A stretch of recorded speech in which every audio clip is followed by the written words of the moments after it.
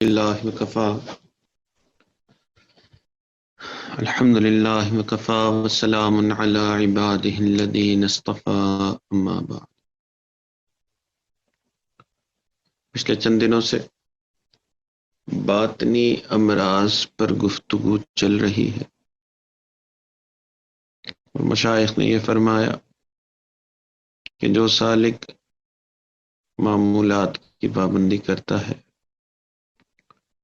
شیخ کی صحبت میں وقت گزارتا ہے،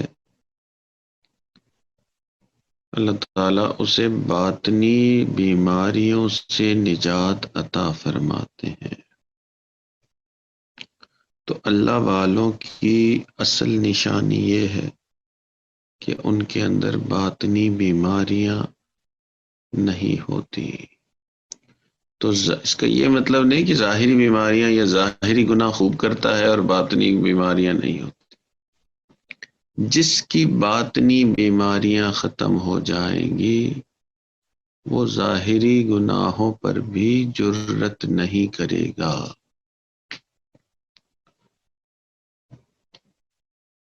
تو اللہ والوں کی بڑی نشانی کہ باطنی بیماریاں ختم ہو جاتی ہیں۔ اور باطنی بیماریاں کیا ہیں، اس پر پچھلے کئی دنوں سے گفتگو ہو رہی ہے۔ ہم نے سب سے پہلے تکبر کی باطنی بیماری پر گفتگو کی، پھر ریاکاری کے اوپر گفتگو ہوئی، اور 2-3 دن پہلے گفتگو شروع کی ہے ہم نے مال کی محبت پر۔ اور یہ مال کی محبت یا دنیا کی محبت یہ بھی بہت بڑی باطنی بیماری ہے، بلکہ اللہ کے نبی نے اسے تمام گناہوں کی جڑ کہا۔ یہ جو دنیا کی محبت ہے وہ تمام گناہوں کی بنیاد ہے۔ لوگ دنیا کی محبت کے بارے میں یہ ذہن رکھتے ہیں کہ جس کے پاس زیادہ دنیا ہوگی وہ دنیا دار ہے، اور جس کے پاس دنیا نہیں ہوگی وہ تارک دنیا ہے۔ یعنی جو امیر ہے وہ دنیا دار ہے، جو غریب ہے وہ دیندار ہے، یا وہ تارک دنیا، اس نے دنیا چھوڑ دی۔ تو یہ کانسیپٹ غلط ہے۔ یہ بھی لوگ سوچتے ہیں کہ دنیا کو ترک کرنے کا مطلب یہ ہے کہ اس دنیا کو چھوڑ کر جنگلات میں جا کے بیٹھ جائے انسان اور خوب اللہ کو یاد کرے۔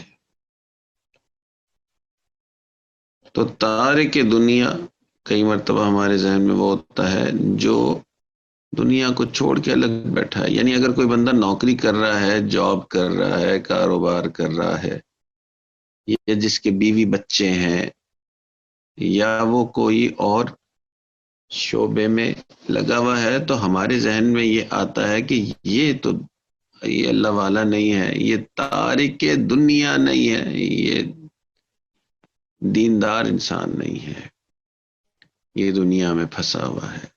یہ دونوں کانسیپٹ غلط ہے۔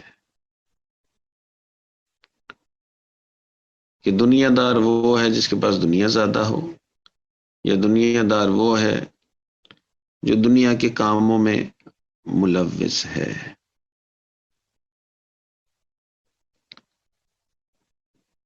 دنیا دار جو شخص ہے یہ وہ بندہ ہے جو آخرت سے غافل ہے۔ تو عین ممکن ہے کہ اس کے پاس مال بہت زیادہ ہو، بڑے بڑے گھر ہوں، اور بڑی بڑی سواریاں ہوں، اور بڑے بڑے بینک بیلنس ہوں۔ مال کی تقسیم اللہ کے ہاتھ میں ہے۔ تو ممکن ہے کہ تارک دنیا ہے مگر مال بہت زیادہ ہے، مگر دنیا دل میں نہیں ہے، آخرت کی فکر غالب آئی ہوئی ہے۔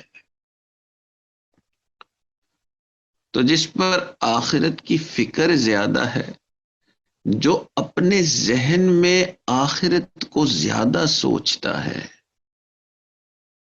وہ دیندار ہے، تارک دنیا ہے۔ اور جو اپنے ذہن میں دنیا زیادہ سوچتا رہتا ہے، وہ دنیا دار ہے، چاہے وہ فقیر ہی کیوں نہ ہو، گھر میں پھوٹی کوڑی نہیں ہے، مگر سوچتا سارا وقت دنیا ہی ہے، دنیا اس کو بہت اٹریکٹ کرتی ہے، تو ابھی وہ دنیا داری سمجھا جائے گا، گو کہ بالکل غریب ہے۔ اس لیے مشائخ کے نزدیک دنیا دار وہ نہیں جس کے پاس دنیا زیادہ ہو، مشائخ کے نزدیک دنیا دار وہ ہے جس کا ذہن دنیا میں بہت الجھا ہوا ہو، سارا وقت دنیا ہی سوچتا ہو۔ تو تارک دنیا وہ نہیں ہے جو گھر بار چھوڑ کے جنگل میں بیٹھ جائے، شادی بھی نہ کرے اور کام کاروبار بھی نہ کرے۔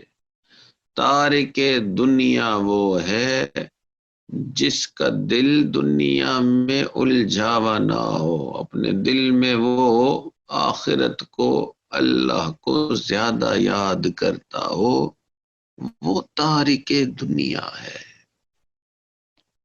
شیخ سعدی رحمت اللہ علیہ کا مشہور قول ہے، فرماتے تھے چیست دنیا از خدا غافل بودن، کہ یہ دنیا اور ہے ہی کیا، یہ اللہ سے غافل ہونے کا دوسرا نام۔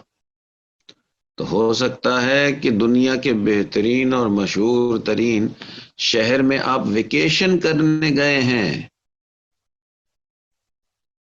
اور بہت ہی زیادہ ظاہری طور پہ ایسا لگ رہا ہے کہ دنیا داری والے کام میں الجھے ہوئے ہیں، مگر وہاں جا کے بھی اگر یہ دل اللہ کی یاد میں رہا تو آپ اب بھی دنیا دار نہ تھے۔ اور ممکن ہے کہ مکہ مکرمہ کا سفر ہو رہا ہے اور وہاں جا کے بھی بس دنیا ہی کی باتیں ہیں، کہ جی یہاں پہ ماشاءاللہ آج کل گھڑیوں کی بڑی اچھی وہ ہے، گھڑی بڑی اچھی مل رہی ہے، اور فلاں جگہ کا کھانا بڑا اچھا ہے، اور فلاں کپڑا یہاں پہ بڑا اچھا آیا ہوا ہے، ماشاءاللہ کنسٹرکشن کا کام مکہ مکرمہ میں بڑا اچھا ہو رہا ہے۔ جو بندہ یوں سوچ رہا ہے نا، سارا وقت دنیا کی سوچیں آ رہی ہیں، دل اللہ کی یاد سے خالی ہے، تو مکہ مکرمہ میں بھی پہنچا ہوا ہے تو دنیا دار ہی ہے۔ اور اگر کہیں ویکیشن کرنے کے لیے گیا ہوا ہے مگر دل میں پھر بھی اللہ کی یاد غالب ہے، تو ابھی بھی تارک دنیا سمجھا جائے گا، دیندار سمجھا جائے گا۔ چنانچہ شیخ صاحب شہاب الدین سہروردی اس امت کے بڑے بزرگ گزرے ہیں، سلسلہ عالیہ سہروردیہ، یہ سلسلے کا نام حضرت ہی کے نام پہ رکھا گیا۔ فرماتے ہیں کہ اللہ نے حج کی توفیق دی تو حج پہ گئے تو بیت اللہ شریف کے قریب پہنچا تو ایک نوجوان کو دیکھا جو غلاف کعبہ سے لپٹ کے خوب رو رہا ہے۔ فرمان لگے کہ اللہ تعالیٰ نے مجھ پر اس نوجوان کے دل کے حالات منکشف کیے۔ تو جب اس کے دل کے حالات اللہ نے منکشف کیے تو میں نے دیکھا کہ اس کے دل میں یہ خیال آ رہا ہے کہ دیکھو میں بیت اللہ کے غلاف سے کیسا لپٹ کے رو رہا ہوں، امید یہ کر رہا ہوں کہ میرے دوست جو میرے ساتھ آئے ہیں وہ میرا یہ رونا دیکھ لیں۔ تو گو کہ بیت اللہ شریف کے دیوار کے ساتھ، غلاف کے ساتھ لپٹا ہوا ہے، مگر دل اللہ کی یاد میں نہیں ہے۔ تو عین اس وقت بھی دنیا دار ہی ہے۔ اور پھر حضرت فرماتے ہیں کہ چند دن بعد مینا ہم سب پہنچے حج کے ارکان کے لیے، اور مینا میں بہت رش تھا حاجیوں کا، وہاں دکانیں بھی لگی ہوتی ہیں۔ ایک نوجوان کو دیکھا کہ مینا میں دکان لگا کے بیٹھا ہے، اور کیونکہ حاجیوں کا رش ہے تو اپنی دکان سے وہ چیزیں لے لے کے دے رہا ہے، دکانداری کر رہا ہے۔ تو ظاہراً بڑا دنیاوی کام میں مصروف لگ رہا ہے، اللہ نے اس کے دل کے احوال بھی مجھ پہ منکشف کیے۔ تو جب اس کے دل کے احوال کو دیکھا، ایک لمحے کے لیے بھی وہ اللہ کی یاد سے غافل نہ تھا۔ تو حضرت نے فرمایا کہ بیت اللہ شریف کے غلاف سے لپٹا ہوا ہے، دنیا دار ہے، اور اتنی دکانداری کر رہا ہے کہ ایک لمحے کی اس کے اندر فرصت نہیں، مگر اس کے باوجود دل میں اللہ کی یاد ہے، اس لیے وہ تارک دنیا ہے، دیندار ہی ہے۔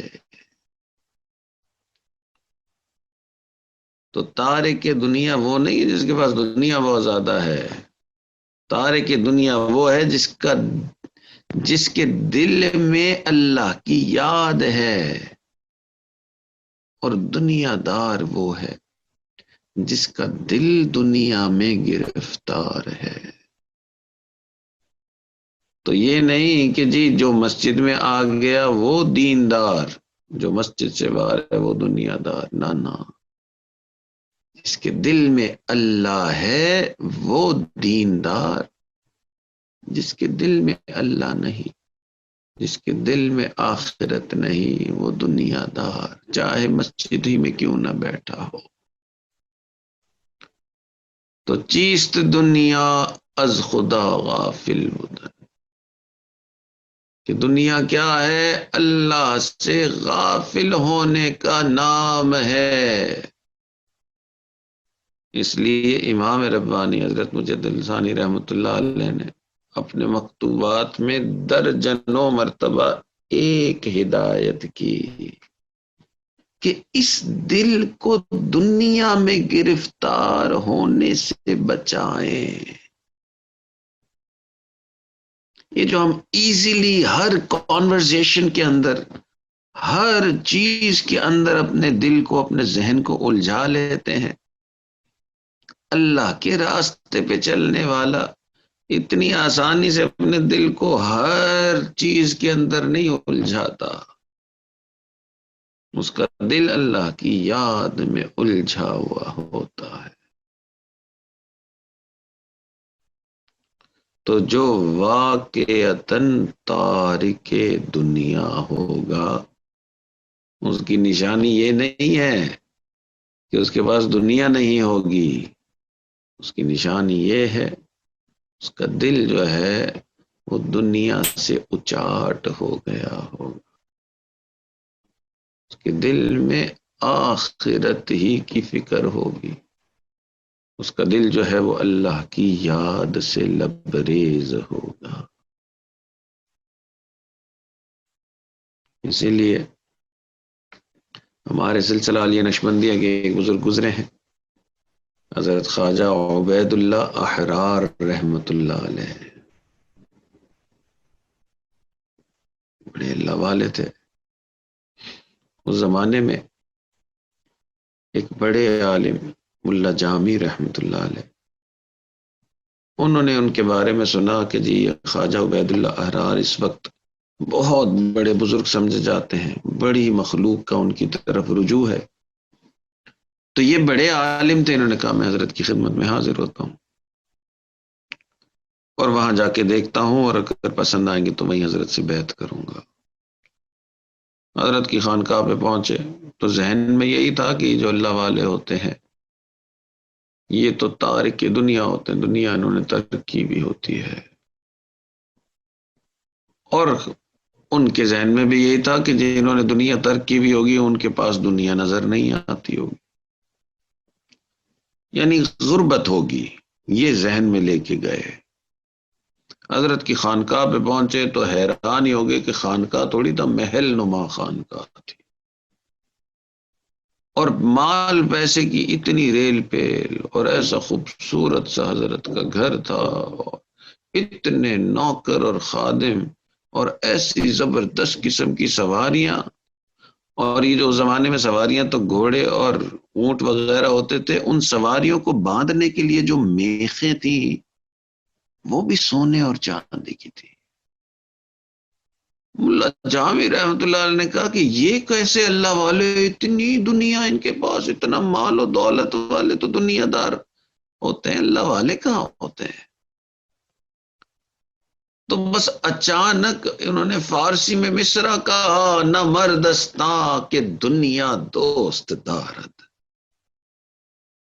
کہ وہ تو مرد ہی نہیں جس نے دنیا کو دوست رکھا. یعنی مرد ہی نہیں سے مراد وہ مرد خدا نہیں جس نے دنیا کو دوست رکھا. تو بڑی ناراضگی کا اظہار کیا کہ یہ کیا، یہ تو اللہ والے ہی نہیں، اتنی ان کے پاس دنیا. اور ملے بغیر ہی چلے گئے واپس کہ یہاں مجھے کیا ملنا ہے اللہ، اور یہاں مجھے کیا اصلاح میری ہونی ہے، یہ تو دنیا دار لوگوں کی جگہ. بڑا سفر کر کے آئے تھے، کئی دنوں کا سفر تھا، واپس چلے گئے، حضرت سے ملاقات بھی نہیں کی.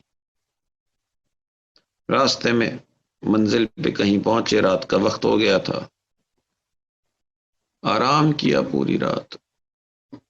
رات کو جب سوئے تو خواب میں ان کو قیامت کی ہولناکیاں نظر آئی، اور اپنے آپ کو ان ہولناکیوں میں بڑا پریشان دیکھ رہے تھے. اس حال میں کیا دیکھتے ہیں کہ خواجہ عبید اللہ احرار رحمت اللہ علیہ آئے، اور وہ انہیں ان ہولناکیوں سے نکال کے لے گئے. آنکھ کھل گئی اور پریشان ہوئے کہ میں تو ان کو بڑا دنیا دار سمجھ رہا ہوں، اتنی مال و دولت والے تو دنیا دار ہوں گے، اور یہاں خواب میں یہ دکھایا جا رہا ہے کہ قیامت کے دن کی ہولناکیوں سے یہ مجھے بچائیں گے. اب ذہن خوب سوچنے لگا کہ جی میں تو ان سے ملے بغیر آ گیا ہوں، کم از کم مل ہی لیتا. ارادہ کیا واپس چلتا ہوں. پھر واپس حضرت کی خانقاہ کی طرف. اب خانقاہ جب پہنچے تو حضرت کی مجلس لگی ہوئی تھی، لوگ آئے ہوئے تھے، جا کے خاموشی سے مجلس میں بیٹھ گئے. مگر اللہ والے ہوتے ہیں. حضرت نے ان کو دیکھتے ہی کہا، مولانا واپس آ گئے. اب جب انہوں نے کہا نا واپس آ گئے تو یہ پریشان ہو گئے کہ حضرت کو پتہ کیسے چلا کہ میں گیا تھا، آیا تھا پہلے اور پھر واپس ہوا ہوں. انہوں نے کہا جی حضرت واپس آ گیا. حضرت نے فرمایا کہ اچھا وہ جو مصرع کہا تھا فارسی میں وہ بھی ذرا دہرائے. اب تو حیرانگی کی انتہا ہی نہ رہی، شرمندگی کی انتہا نہ رہی کہ میں ان کو دنیا دار سمجھ رہا ہوں، اور ان کا حال دیکھیں کہ جو مصرع میں نے کہا اس کائنات میں کسی کو نہیں پتا ہوگا. تو جیسے حضرت نے کہا مصرع سنائیں تو اب آئیں بائیں شائیں نہیں ہو سکتی تھی. انہوں نے کہا حضرت میں یہ کہہ رہا تھا، نہ مردستاں کی دنیا دوست دارت، کہ وہ مرد ہی نہیں جس نے دنیا کو دوست رکھا. حضرت نے اس مصرے کو مکمل فرمایا، اس شعر کو مکمل فرمایا. فرمایا نہ مردستاں کہ دنیا دوست دارد، اگر دارد برائے دوست دارد.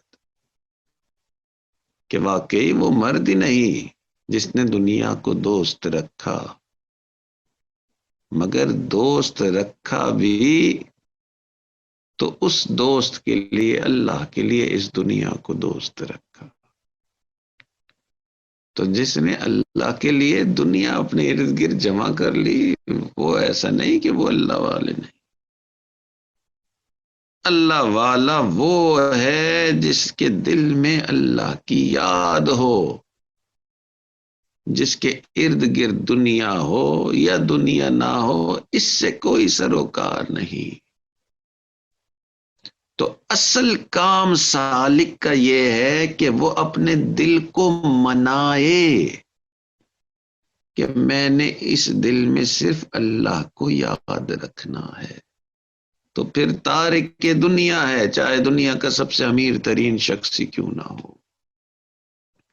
اللہ تعالی ہمیں بھی اس دل کو دنیا کی گرفتاری سے محفوظ کر دے۔ اللہ ہمیں بھی دنیا کی محبت سے نجات عطا فرمائے۔ وآخر دعوانا ان الحمدللہ رب العالمین۔ دعا کر لیجیے۔ الحمدللہ رب العالمین، الصلاۃ والسلام علی سید الانبیاء والمرسلین، اللہم صلی علی سیدنا محمد وعلی آل سیدنا محمد وبارک وسلم۔ اللہم انا نسألک علما نافعا وعملا متقبلا ولسانا ذاکرا وقلبا خاشعا ورزقا واسعا وشفاء من كل داء، وصلی اللہ تعالی علی حبیبہ سیدنا محمد وعلی آلہ واصحابہ اجمعین برحمتک یا ارحم الراحمین۔ جی ماشاءاللہ، آج ہمارے جو